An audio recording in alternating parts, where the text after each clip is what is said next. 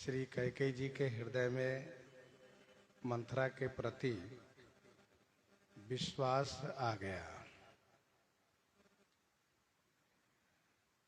फिर अपनी शपथ दिला करके श्री कैकेयी जी ने पूछा कि तुम स्पष्ट बताओ कि राम जी के तिलक होने से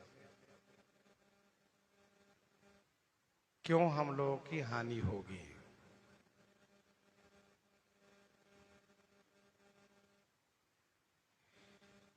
श्री राम जी के तिलक होने में कैसे षड्यंत्र रचा गया है, इन सब बातों को स्पष्ट करके बताओ। तब मंथरा ने ये कहा कि क्या पूछती हो आप, अभी भी नहीं समझ पाई। अपना हित और अनहित पशु भी पहचान लेता है। मतलब क्या है? मतलब यह है कि आप पशु से भी गई बीती हो। 15 दिन हो गए तैयारी करते हुए, समाज सजते हुए, और तुम्हें आज तक किसी ने खबर नहीं दी। खबर मिली भी तो मुझसे आपको मिली।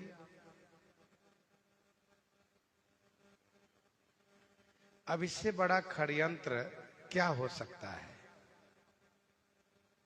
श्री राम जी के तिलक की तैयारी 15 दिन से हो रही हो और तुम्हें आज तक बताया ही नहीं गया। इतना छुपाओ, इतना कपट। देखिए महारानी,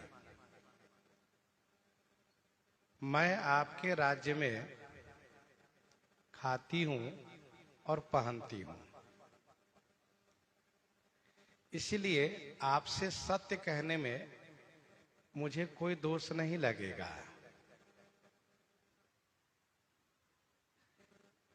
कहने का भाव यह है कि वह सत्य नहीं कहना चाहिए जो अप्रिय हो, जिससे झगड़ा हो, विवाद हो, हिंसा हो। ऐसा सत्य नहीं कहना चाहिए। लेकिन मैं तुम्हारे राज्य में खाती हूं, पहनती हूं, इसलिए तुम्हारे हित की बात मैं कह रही हूं।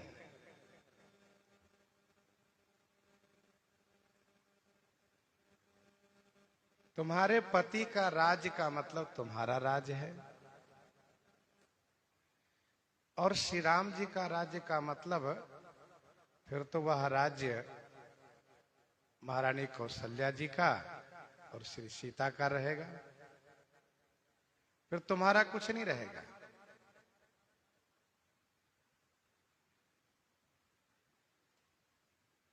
जौ असत्य कछु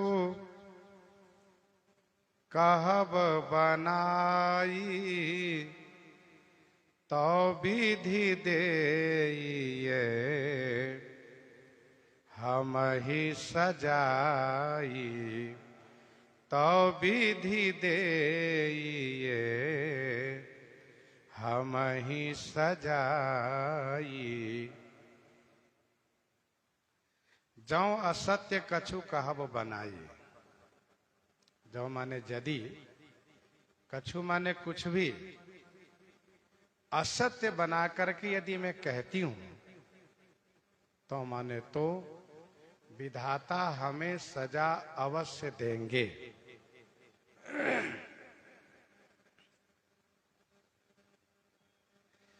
श्री राम जी के तिलक से किसी को कोई हानि नहीं होनी है, किसी को कोई कष्ट नहीं होना है। परंतु मंथरा कहती है कि श्री राम जी के तिलक होने से तुम्हारे लिए तो विपत्ति ही विपत्ति है। तो यद्यपि मंथरा बिल्कुल झूठ बोल रही है, फिर भी यह कह रही है कि यदि मैं झूठ बोल रही हूं तो विधाता हमें माफ नहीं करेंगे, विधाता हमें सजा अवश्य देंगे। राम ही तिलक काली जो भयऊ, तुम कह विपति बीज विधि बयऊ, तुम कह विपति बीज विधि बयऊ। जो काली राम तिलक भयऊ,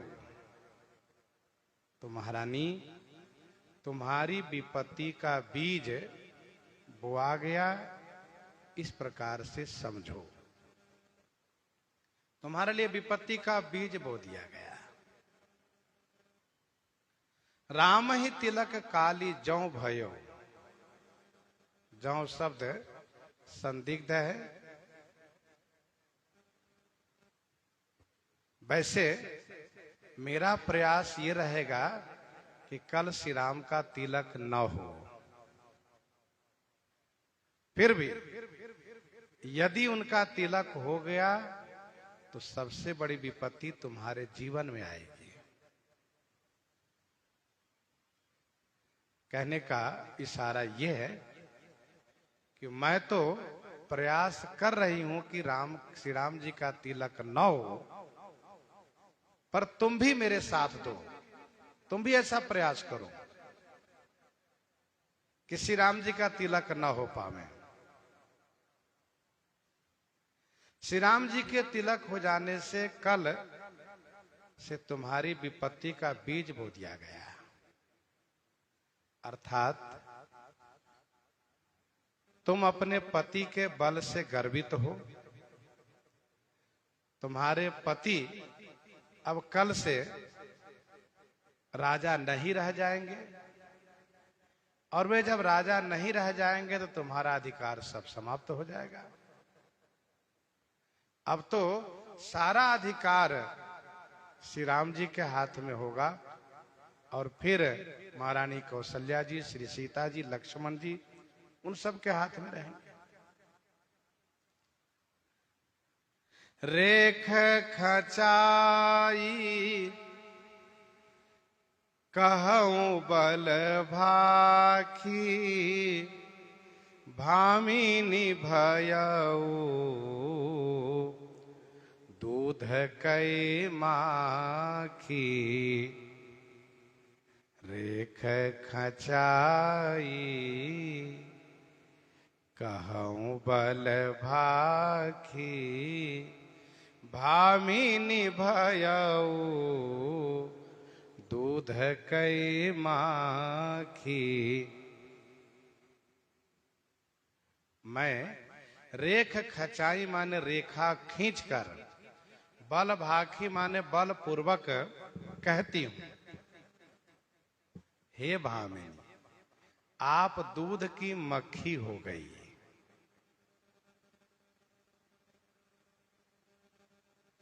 किसी बात को दावे के साथ कहने के लिए लोग इस शब्द का प्रयोग करते हैं कि मैं पत्थर पर लकीर मार के यह बात कहता हूं। पत्थर पर लकीर मार के।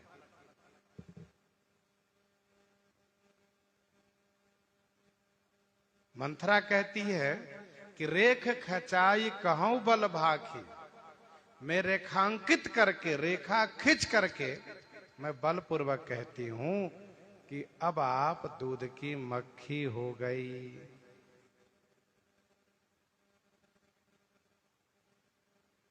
आगे मंथरा एक बात और कहेगी, पूछे वो गुनिन रेखतिन खाची, पूछे वो गुनिन रेखतिन खाची, भरत भुआल होई यह साची, भरत भुआल होई यह सांची। मंत्रा कहती है कि मैंने ज्योतिषियों से पूछा तो उन्होंने रेखांकित करके कहा, पत्थर की लकीर पर कहा। जिस प्रकार से पत्थर पर लकीर मारने से, रेखा खींचने से वह अमिट हो जाता है, वैसे ही यह मेरी बात अमिट है। भामिनी, भामिनी कहते हैं जो मानवती हो अथवा जो रूपवती हो उसको भामिनी कहते हैं। भामिनी शब्द उन महिलाओं के लिए प्रयोग किया जाता है जिनमें किसी विशेष सुंदरता की प्रधानता हो। जैसे कि भगवान श्री राम जी श्री सबरी जी के लिए प्रयोग करते हैं भामिनी। कह रघुपति सुनो भामिनी बाता। मंत्रा यहां कह रही है कि भामिनी भयो दूध कई माखी। श्री सबरी जी में कौन सी सुंदरता है?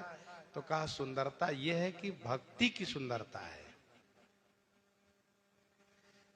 ध्यान दीजिएगा, किसी में बाह्य सौंदर्य की सुंदरता होती है तो किसी में आंतरिक सौंदर्य की सुंदरता होती है।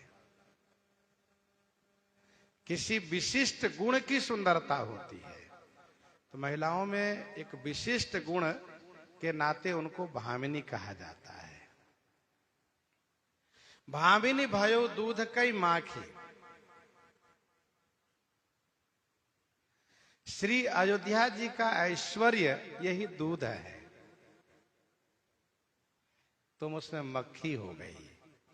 जैसे माखी काली होती है, दूर से नजर आती है कि ये मक्खी है, वैसे इस राज परिवार में तुम दूर से नजर आओगी, ये कैकेयी, तुम मक्खी की तरह खटकोगी। दूसरी बात, माखी को दूध में गिरने से लोग उसे निकाल के हटा देते हैं। दूध नहीं फेंकते, उसी को हटा देते हैं। और दूध में गिरने से मक्खी की यूं ही दुर्दशा हो जाती है और फिर उसको निकाल के फेंकते हैं, दूध का प्रयोग कर लेते हैं। वैसे ही तुम यहां से हटा दी जाओगी यदि बात नहीं मानोगी तो दूध की मक्खी हो गई। और मैं स्पष्ट कर दूं, जौ सुत सहित करहु सेवकाई। जौ सुत सहित करहु सेवकाई। तो घर रहु न आन उपाई। तो घर रहु न आन उपाई। जौ सुत सहित करहु सेवकाई। तो घर रहु न आन उपाई। जौ माने यदि, सुत सहित बेटे के सहित आप सेवकाई करोगी तो घर रहू, तभी घर में रह पाओगी। न आन उपाय, आन माने दूसरा कोई उपाय नहीं है। जौ सुत सहित करहु सेवकाई। तो घर रहु न आन उपाय। बेटे के सहित सेवा करोगी तभी घर में रह पाओगी, अन्यथा नहीं। तो घर रहु न आन उपाय।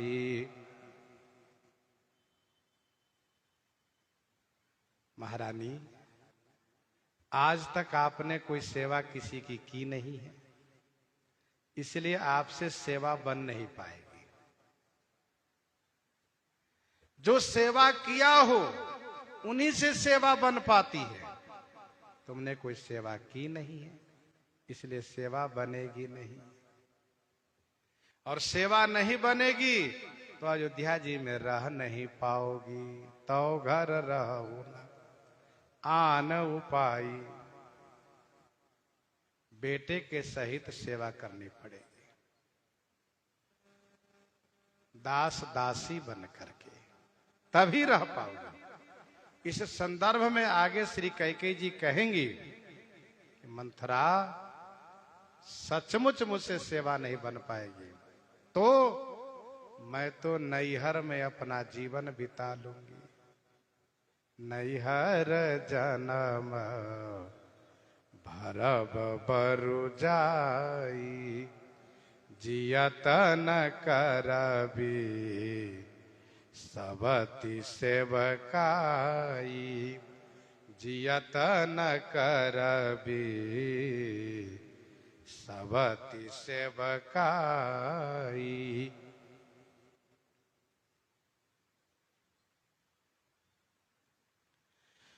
तो जौ सुत सहित करहु सेवकाई, तौ घर रहु न आनु पाई। इतिहास साक्षी है, सौत ने अपनी सौत को खूब दुख दिया है। सौत ने अपनी सौत को खूब दुख दिया है। कद्रु बिन तहि दीन दुख, तुम ही कौशिला देव। भरत बंदी गृह से हही, लखन राम के नेब। लखन राम के नेब। कद्रु बिन तहि दीन दुख, तुम ही कौशिला देव। भूलोक की बात तो जाने दो महारानी, देवलोक में ये होता है। कद्रु ने बिनता को दुख दिया और तुमको कौशल्या जी दुख देंगे। भरत बंदीगृह माने कारागार का सेवन करेंगे, वे कारागार में डाल दिए जाएंगे। और लखन राम के नेब, और लक्ष्मण श्री राम जी के नेब होंगे। नेब माने नायब, नेब माने नायब। ये नायब अरबी शब्द है, नायब अरबी शब्द है, इसी का अपभ्रंश है नेब। अर्थात श्री लक्ष्मण जी श्री राम जी के नायब होंगे। नायब माने सहायक, मंत्री, अधिकारी होंगे। भरत तो कारागार में रहेंगे।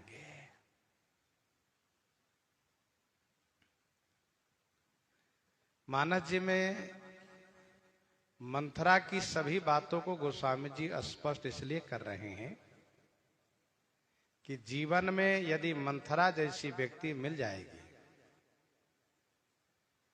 अथवा मंथरा जैसी कुटिल चाल चलने वाली कोई भी मिल जाए, स्त्री हो या पुरुष, तो जीवन में कितना भयावह दुख आ सकता है। इसलिए गोस्वामी जी इनके सभी बातों को लिखते जा रहे हैं। मंथरा जैसे की संगति न हो। जिस राज परिवार में श्री राम, श्री भरत, श्री लक्ष्मण, श्री शत्रुघ्न जैसे सुपुत्र हैं, जहां श्री कौशल्या आदि जैसी रानी है, तथा जहां सब प्रकार से सब सुख ही सुख है, उस राज परिवार में मंथरा एक दासी क्या कर सकती है और उसने क्या किया, गोस्वामी जी उसको दर्शा रहे हैं। कितना बड़ा संकट। दोनों कश्यप जी की पत्नी है, दक्ष की बेटी है।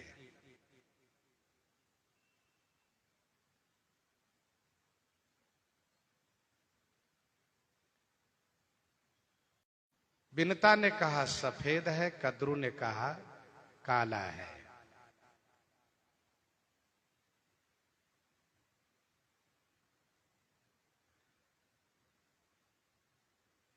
फिर दोनों में शर्त लगा कि जिसकी बात झूठी निकलेगी वह दासी बनेगी, वह दासी बनेगी।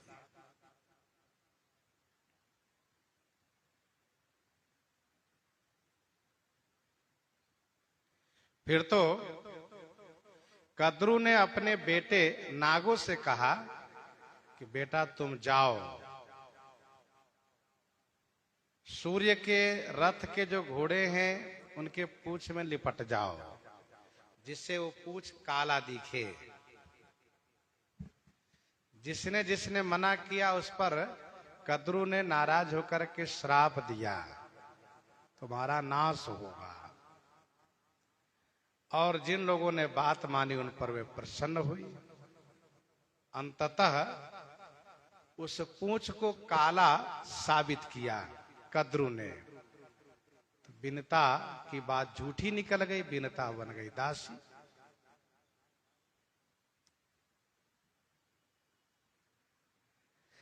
इसके पीछे एक और रहस्य है।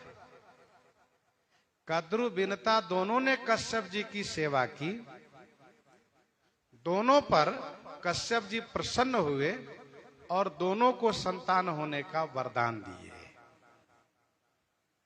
दोनों ने अंडे दिए, दोनों ने अंडे दिए। तो कद्रू के अंडे समय पर जल्दी फूट गए, सांप का जन्म हुआ। लेकिन विनता के अंडे फूटे नहीं। तो विनता को बड़ा संकोच लगा, क्या बात है नहीं फूट रहा है। तो उसने एक अंडे को फोड़ दिए। तो उसमें से जिनका जन्म हुआ उनका आधा ही शरीर बना हुआ था, आधा शरीर बना था। वे थे कौन? कहा वे थे अरुण, जो भगवान सूर्य के सारथी है। कमर के ऊपर शरीर बना था, कमर के नीचे बना ही नहीं था। अरुण ने मां से कहा तुमने बड़ी गलती की, सौत की ईर्ष्या में तुमने मेरे अंडे को फोड़ दिया। मेरा शरीर अभी पूर्ण नहीं हुआ था, इसलिए कालांतर में आपको सौत की दासी बननी पड़ेगी। और दूसरे अंडे को आप मत फोड़िएगा, दूसरा अंडा समय पर फूटेगा तो फिर वही आपको दासी पने से मुक्ति दिलाएगा। ऐसा कह करके अरुण सूर्य के सारथी बन गए।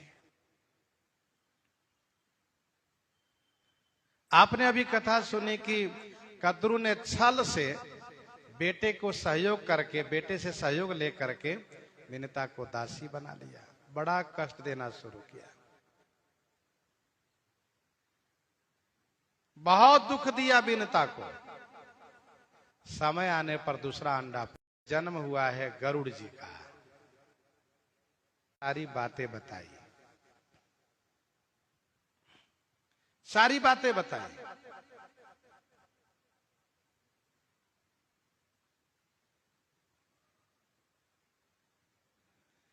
गरुड़ जी ने कहा मां आप आशीर्वाद दीजिए,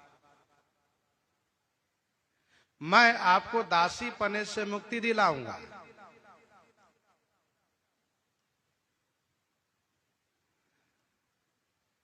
जिन सर्पों ने छल से यह प्रमाणित किया था कि सूर्य के रथ के घोड़े का पूंछ काला है, उन्हीं से प्रमाणित करा लूंगा कि ये सफेद है। कहा ठीक है।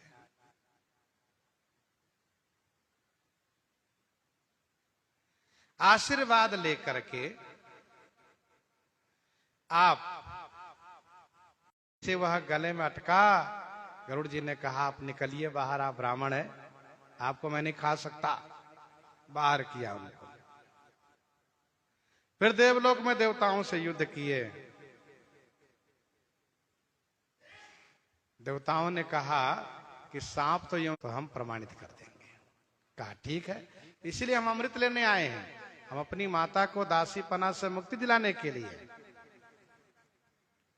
देवताओं ने कहा ठीक है, अमृत लेकर आप जाइए, बाकी काम हम लोग कर लेंगे, पर ध्यान रखिएगा अमृत का पात्र कूस पर रखिएगा, नीचे भूमि पर मत रखिएगा। कहा ठीक है। गरुड़ जी अमृत लेकर आए। अब अमृत लेकर आए तो गरुड़ जी ने कहा पहले आप प्रमाणित कर दो तब अमृत पीने देंगे, ऐसे नहीं, पता चला अमृत पी लिए और फिर हमारा काम नहीं किए, इसलिए पहले इस बात को प्रमाणित कराओ। कहा ठीक है। फिर वार्ता हुई कद्रु बिनता के बीच। कद्रु के संतानें हैं, बिनता की संतान है, सब वहीं पर है। कद्रु ने कहा काला है, बिनता ने कहा सफेद है। फिर सर्पों ने इस बात को प्रमाणित कर दिया कि नहीं नहीं है तो सफेद ही। हम लोग जाकर के माँ के कहने पर लिपट गए थे, इसलिए काला दिख रहा था। इनकी बात झूठी हो गई, दासीपना से मुक्त हो गई श्री बिनता। इसके बाद सर्प लोग जब अमृत पीने को तैयार हुए तो देवता आ गए छद्म वेश में। देवताओं ने कहा अरे नागो, नहीं नहीं ऐसे अमृत नहीं पीना चाहिए, तो पहले स्नान करो फिर अमृत पान करो। कहा ठीक है। गए नहाने, नहा कर आए, तब तक देवता घड़ा लेकर के अमृत का पात्र लेकर गायब हो गए। अब सांप लोग आए, देखा अमृत नहीं, तो कूसा पर जिह्वा से चाटने लगे तो सबकी जिह्वा दो हो गई, कट गई, तो जिह्वा हो गई। तो जिस प्रकार से छल से दासी बनाया गया था, उसी प्रकार से छल से उनको दासीपना से मुक्त भी करा दिया गया।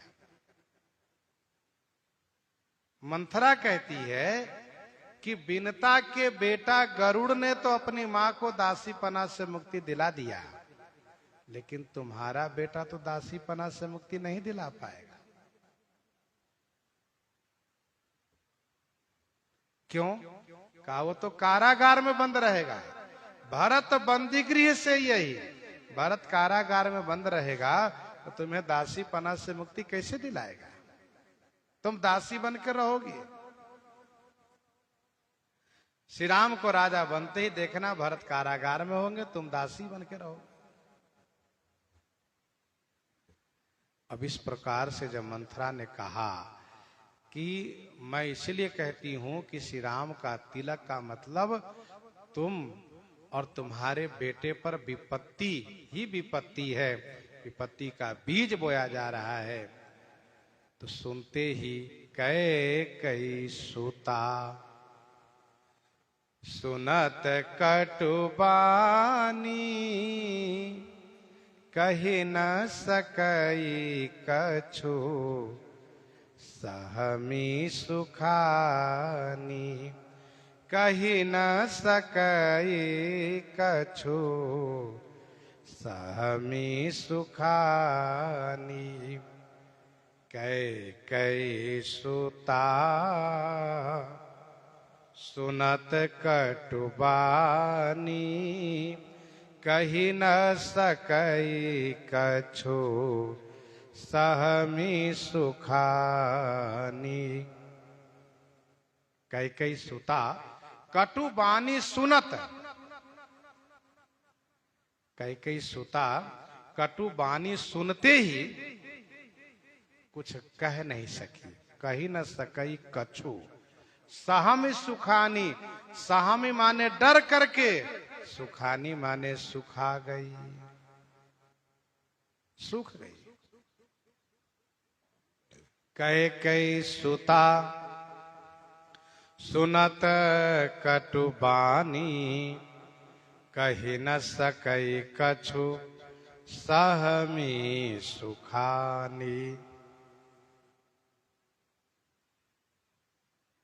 कई सुता सुनत कटुबानी कही न सकई कछु सहमी सुखानी।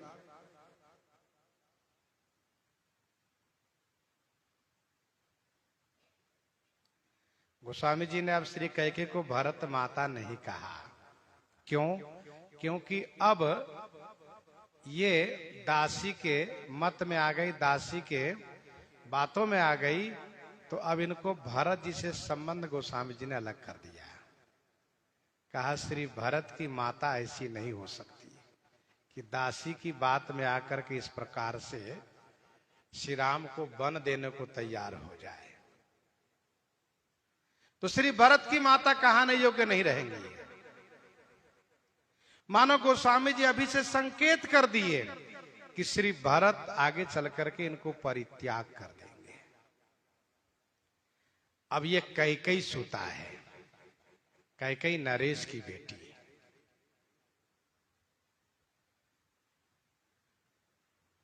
महिलाओं में अच्छाई और बुराई को लेकर के उनके पति कुल और उनके पिता कुल दोनों को याद किया जाता है।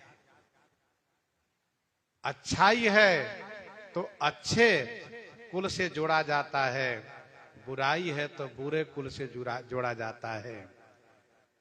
तो कैकेयी सुता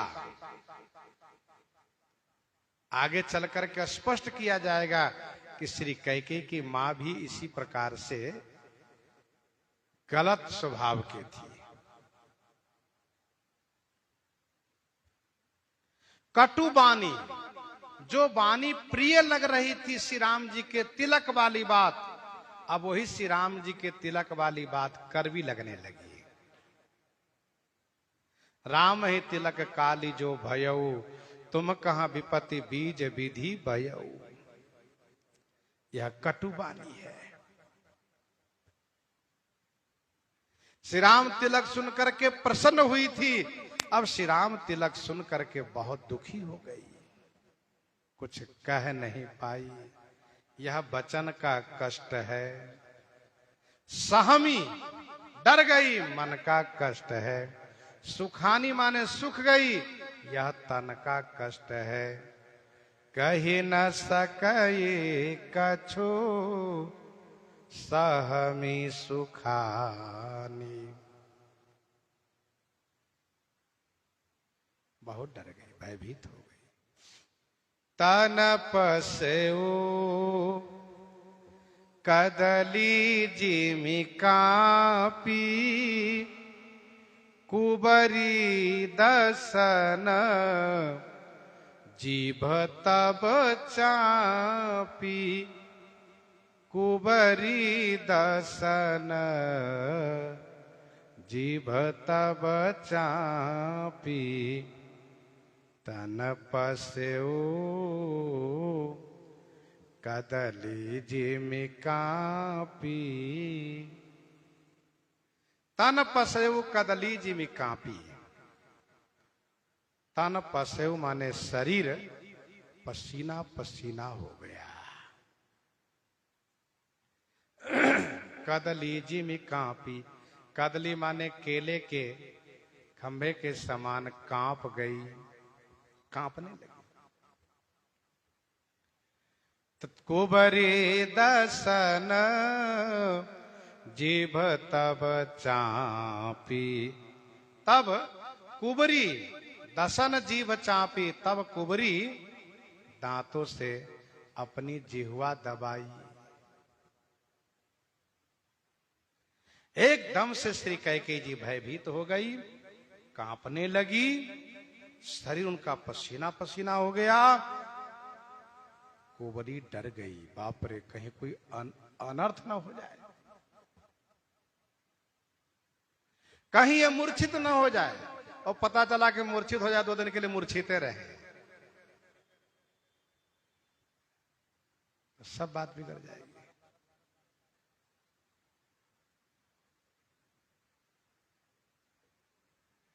दूसरा भाव यह है कि मंथरा कुबरी दांत तले जिह्वा दबा करके मानो कहती, रानी शांत शांत, घबराओ नहीं, धीरज रखो, नहीं तो शोरगुल हो जाएगा, हल्ला गुल्ला न करो।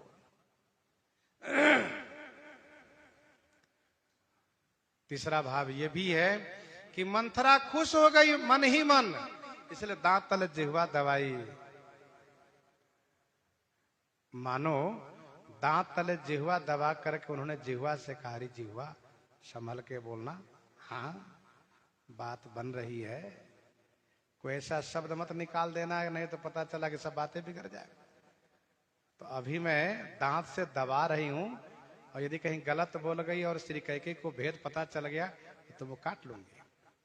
इसलिए कुंवरी दर्शन दी जीव तब चापी। तीसरा भाव यही है कि मानो जिह्वा को संकेत की कि आगे कुछ मत बोलना, संभल के बोलना, नहीं तो काटूंगी, जान लेना।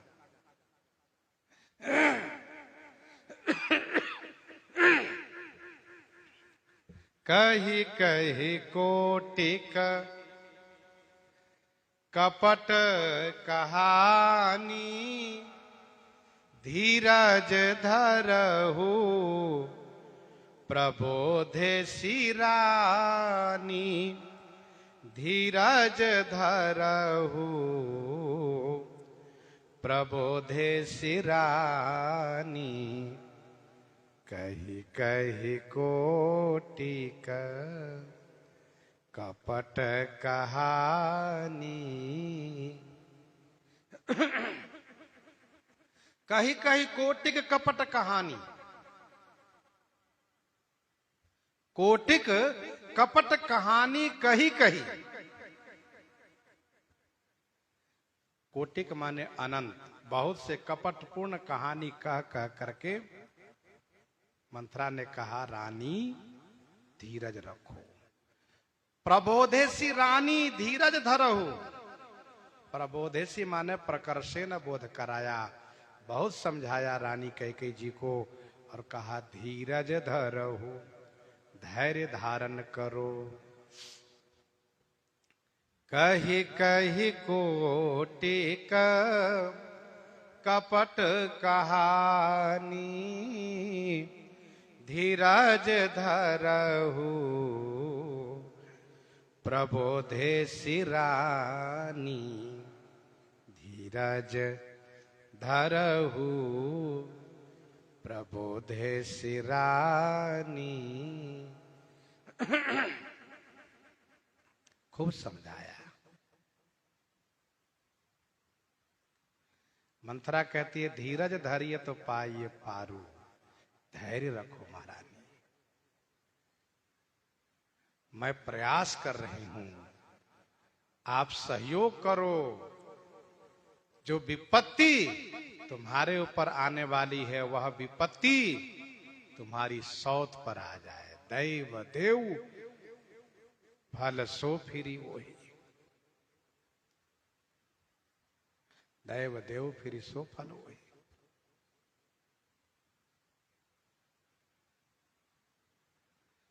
सारी बातें कपट की ही कह रही है।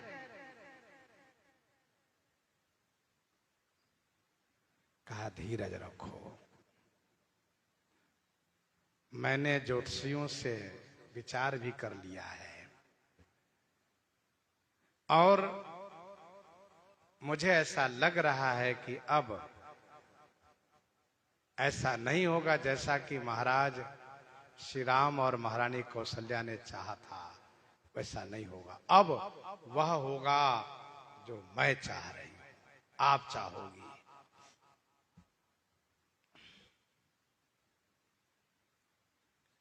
किन्हे से कठिन पढ़ाई कुपाठू। यह चौपाई गीता प्रेस से प्रकाशित श्रीमद् रामचरितमानस जी में नहीं है, और ये चौपाई यहां पर अयोध्या जी के संतों द्वारा मान्य है। चौथी चौपाई यही है, किन्हे से कठिन पढ़ाई कुपाठू, फिर न नवै जिमी उकठ कुकाठू। फिर न नवै जिमी उकठ कुकाठू। किन्हे से कठिन पढ़ाई कुपाठू। कुपाठू पढ़ाई कठिन किन्हे से। मंथरा कुपाठ पढ़ा करके श्री कैकेयी को कठिन माने कठोर बना दिया। ऐसा कठोर बनाया कि फिरी न नवई जिमी उकठ कुकाठू। जिमी फिरी न नवई जिमी उकठ कुकाठू। जिमी उकठ कुकाठू फिरी न नवई। जिमी माने जैसे उकठा हुआ कुकाठ पुनः नवता नहीं है, टूट भले जाए। कुबरी ने श्री कैकेयी को बहुत कुपाठ पढ़ाया है।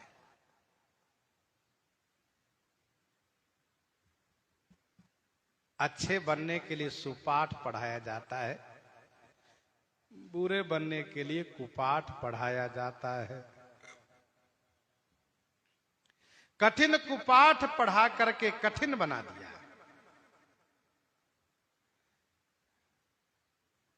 जैसे कुकाठू, कुकाठू जैसे बबूल है, बहेरा है, नीम है और भी जो जंगली लकड़ी है, यदि वह वृक्ष बबूल बहेरा आदि का वृक्ष खड़े रहते हुए सूख जाए, बिना काटे ही सूख जाए, तो सूख जाने पर वह उकठ जाता है। धीरे धीरे करके साल दो साल में उकठ जाता है। उकठ जाने के बाद उसको काटने के लिए कुल्हाड़ी से मारिए तो आवाज होती है। उकठ जाने के बाद उसको चाहे जितना प्रयास कीजिए, पानी में डुबा के क्यों न रखिए, वो फिर नवता नहीं, झुकता नहीं है। उकठा हुआ कुकाठ झुकता नहीं है। जो खड़े वृक्ष सूख जाता है।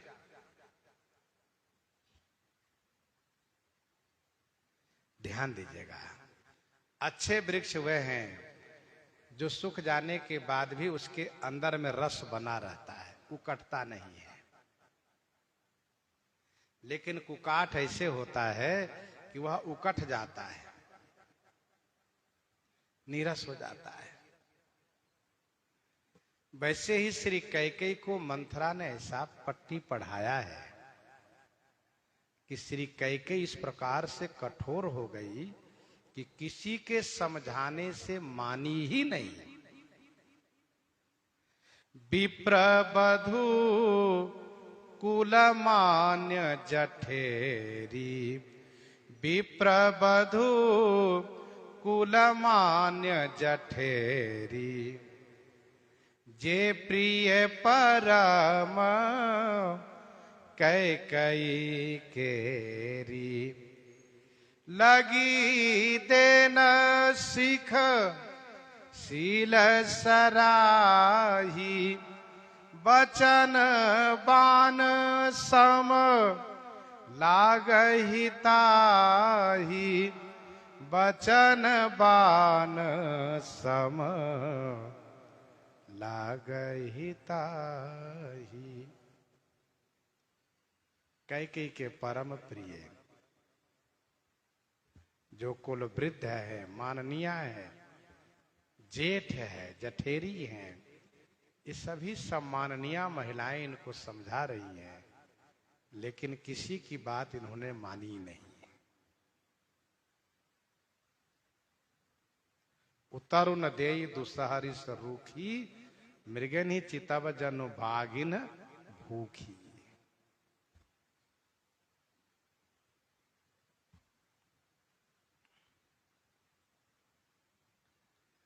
तो फिर न नवई जी में उकठ कुकाठू, फिर बाद में झुकी नहीं, मानी नहीं।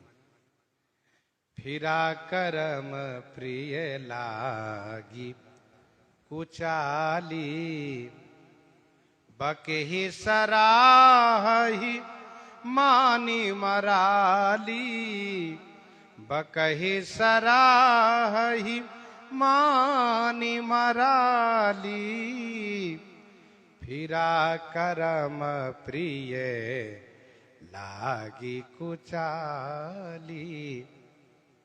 फिरा करम प्रिय लागी कुचाली, इनका कर्म फिर गया, इनका भाग्य फिर गया, कुचाल प्रिय लगने लगा।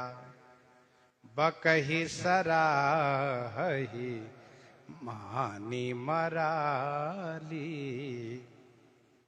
बकही सराही मानी मराली। अब बकही माने बगुली को मराली मान करके प्रशंसा करने लगी। बगुली को हंसनी मान करके प्रशंसा करने लगी।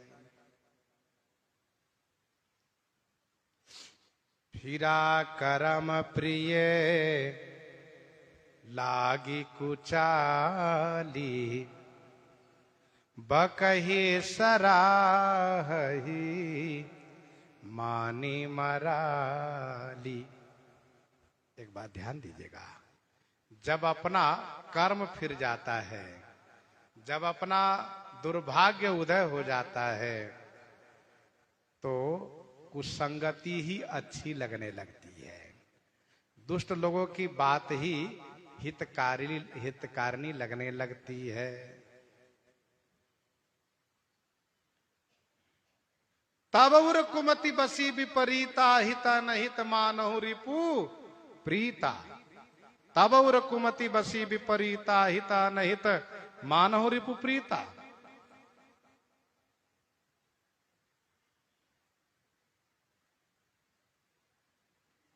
दोहावली 420 का अर्थ हम लोग कई बार चर्चा किए हैं। ऐसे लोग ही 420 होते हैं। हित पर बढ़े विरोध जब अनहित पर अनुराग, राम विमुख विधि बाम गति सगुन अघाई अभाग।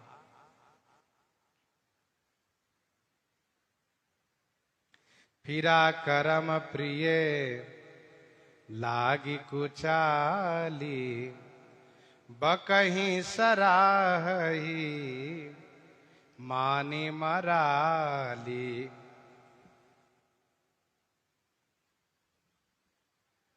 कुचाल प्रिय लगने लगा अब श्री कैकेयी जी को। मंथरा बगुली है।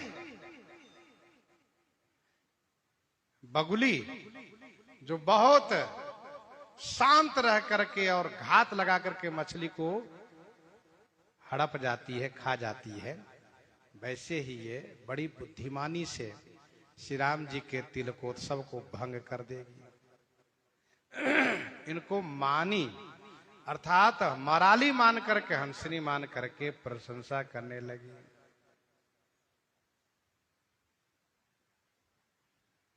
एक बगुला ने देखा कि हंस का बड़ा सम्मान है। लोग उनको आते ही देख करके तुरंत दूध का कटोरा आगे करते, हमें कोई पूछता नहीं। रंग रूप तो लगभग हमारे जैसा इनका है। हाँ, ये है कि कुछ इसका रंग हमसे थोड़ा अलग है।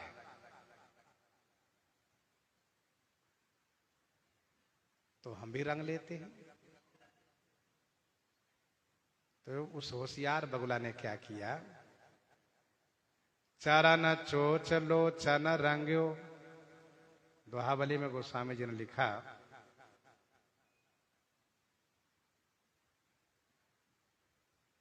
तीन 333 में, चरण चोच लोचन रंग्यो, चली मराली चाल।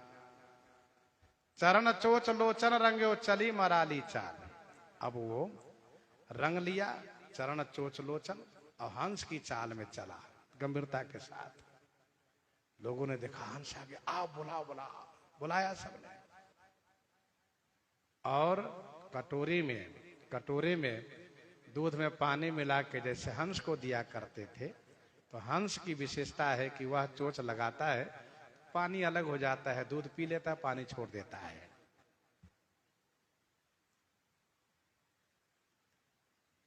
वह मानसरोवर में हंस रहता है, मोती चुगता है, अलूल जलूल उल्टा सीधा नहीं खाता है हंस।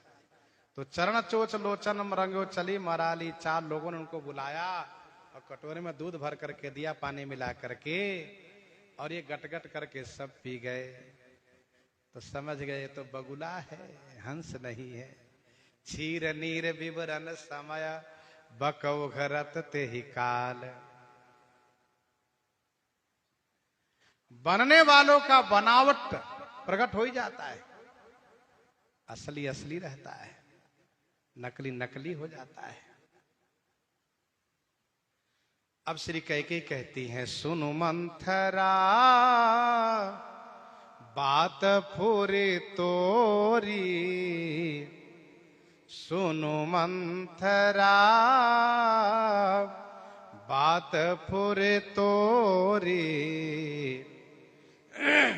दाहिन आँखिनीत फरकई मोरी, दाहिनी आँखिनीत फरकई मोरी, सुनु मंथरा बात फुरी तोरी। अरे मंथरा सुन, तुम्हारी बात पूरी माने सत्य है। मेरी दाहिनी आंखें नित्य फरक रही है आजकल, पर मैं एक बुद्धिहीन की समझ ही नहीं पाती थी कि आंखी फरकने का क्या मतलब होता है। अब समझ में आया, सुनो मंथरा बात फुरी तोरी, तुम्हारी बात सत्य है, मेरी दाहिनी आंख नित्य फरकती है।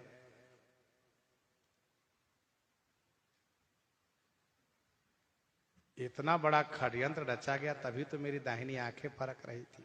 अच्छा, श्री कैकेयी को भी उल्टा ही समझ में आया, जबकि यथार्थ यह है कि दाहिनी आंख जो इनकी फरक रही थी उसका मतलब यह था कि आप मंथरा के कुसंग में पड़ोगी और पति और पुत्र दोनों से परित्यक्ता बन जाओगी, ये इसका मतलब है। लेकिन मतलब दूसरा निकाल ली कि श्री राम जी को जो तिलक करने की तैयारी हो रही थी, इसीलिए मेरी दाहिनी आंखें फरक रही थी, मेरी दाहिनी आंखें फरक रही थी।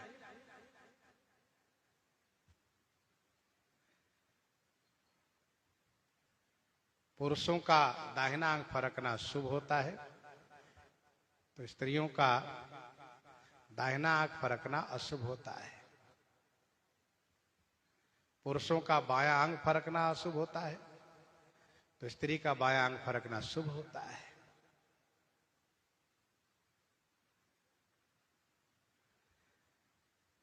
इनकी जो दाहिनी आंखें फरक रही, इसका मतलब यही है कि मंथरा के कुसंग में पड़ेंगी और पति पुत्र दोनों से परित्यक्ता बनेगी।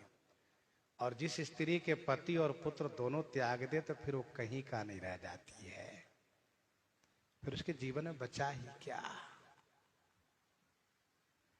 पति ने कहा, अब तो ही नीक लाग करू सोई, अब तो ही नीक लाग करू सोई, लोचन ओट बैठ मुंह गोई।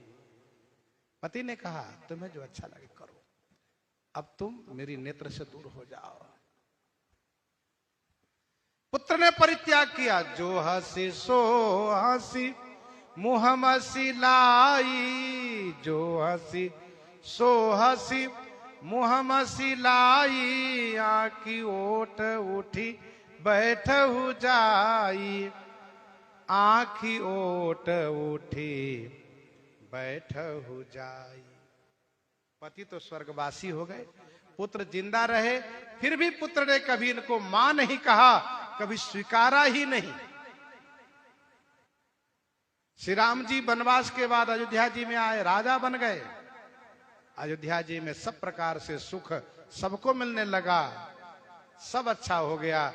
लेकिन श्री कैकेयी को यह पीड़ा बनी रही कि मेरा बेटा मुझे मां नहीं कहता है। एक बार उन्होंने श्री राम जी से कहा, राघव मेरे भरत से मुझे एक बार मां कहला दो। श्री राम जी ने कहा, मैं तो मां कहता हूं और शुरू से मैं आपको मां मानता आया हूं, फिर भी मैं प्रयास करता हूं, मैं प्रयास करता हूं। प्रेमी पर भगवान का भी जोड़ नहीं चलता है। श्री राम जी ने श्री भरतलाल जी को उस वक्त कहा जब प्रणाम करने आए, भरत एक बात मेरी मानोगे? तो श्री भरतलाल जी बहुत सावधान रहते हैं, हाथ जोड़कर कहते हैं, सरकार मेरे नाथ बस एक बात छोड़ करके बाकी सब बात हम मानेंगे। बातें खत्म हो जाती है। जब भी कोई चर्चा चले, एक बात मानोगे भरत, एक बात छोड़ करके सब बात मानोगे। श्री भरत कभी बातों में नहीं फंसते। गोस्वामी जी ने इस बात को लिखा गीतावली उत्तरकांड 37 पद में, कहे कई जो लो जियत रही, तौलो बात मातु सो मुह भरी, भरत न भूली कही, भरत न भूली कही। मानी राम अधिक जननी होते, जननी हूं गस न गई। लेकिन श्री भरतलाल जी ने कभी मां नहीं कहा।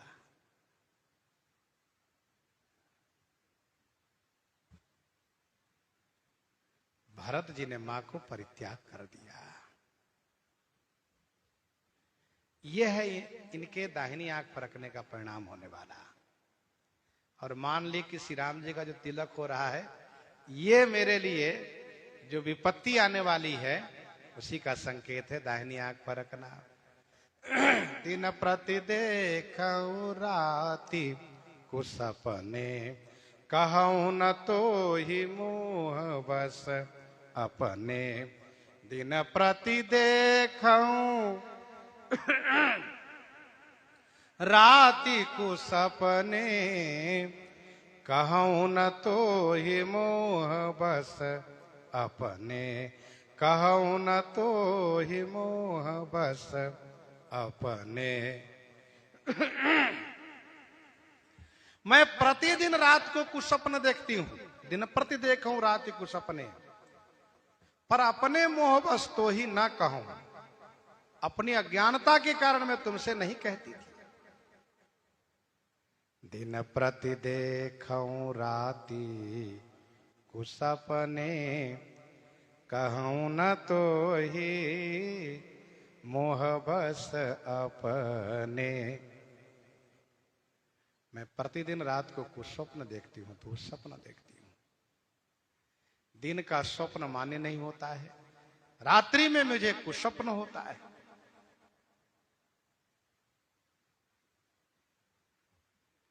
पर मेरी अज्ञानता है तो मैं तुमसे नहीं बताती थी। मैं तो इसी भ्रम में रहती थी कि सब मेरे अनुकूल हैं। मुझे क्या पता कि मेरे पीछे मेरे लिए इतना बड़ा षड्यंत्र रचा जा रहा है। रात्रि का स्वप्न पहला पहर का 1 वर्ष में पूरा होता है, दूसरे पहर का स्वप्न 8 महीने में पूरा होता है, तीसरे पहर का स्वप्न 3 महीना में पूरा होता है, चौथे पहर का स्वप्न 1 महीना में पूरा होता है, जगते समय का स्वप्न 2-4 दिन में ही पूरा होता है।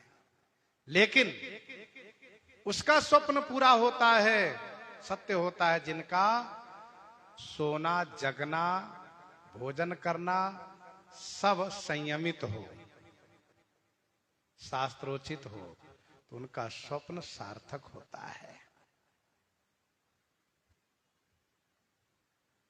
दिन प्रति देखऊं राति को सपने, कहूं न तो ही मोह बस अपने। काह करऊं सखी सुध सुभाऊ, दाहिन बामन जानऊं काऊ, दाहिन बामन जानऊं काऊ। कहा करऊं सखी सुध स्वभाव। अरे सखी, मेरा स्वभाव बहुत सीधा है, क्या करूं? मैं आज तक जानी ही नहीं क्या दाहिना क्या बाम।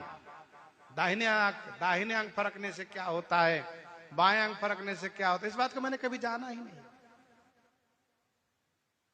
दाहिन बाम न जानो का, अथवा तो दाहिन माने जो मित्र है, बाम माने जो शत्रु है, इसको मैंने कभी समझा ही नहीं।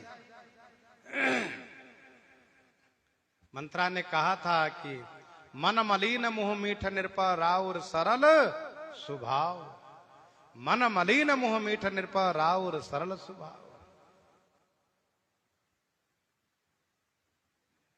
काह करऊं सखी सुध स्वभाव, दाहिन बामन जानऊं काओ। अपने चलतन आजु लगी अनभल काहुक की न, केही अगये कई बार मोही, दैव दुसह दुख दीन, दैव दुसह दुख दीन। अपने चलत न आज लगी अनभल काहू किन। अपने चलत माने अपनी चलती में आज तक मैंने किसी को कोई अनभल नहीं किया। न जाने कही अगमाने किस पाप अपराध से दैव मोही एक ही बार में दुसह दुख दीन, आसानियां दुख दिए। मेरी चलती थी, मेरे पति मेरे अनुकूल थे, मैं जो चाहती वही होता। इसका प्रमाण आगे मिलेगा। महाराज कहेंगे कहू के ही रंग कही करऊं नरेसु, कहू के ही निर्भही निकासौ देसु।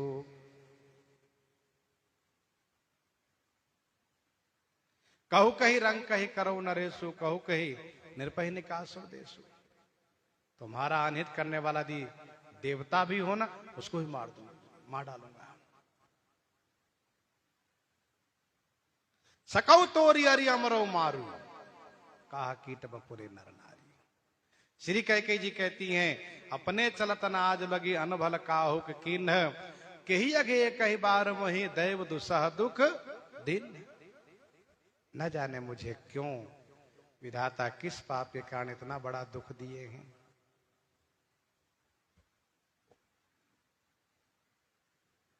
कैकेयी जब दीन होकर के कहने लगी तब मंथरा फिर से समझाती है। प्रसंग को यहीं पर हृदयंगम करते हुए आज यहीं पर कथा भी विराम की जा रही है। इन्हीं के साथ सीताराम सीताराम।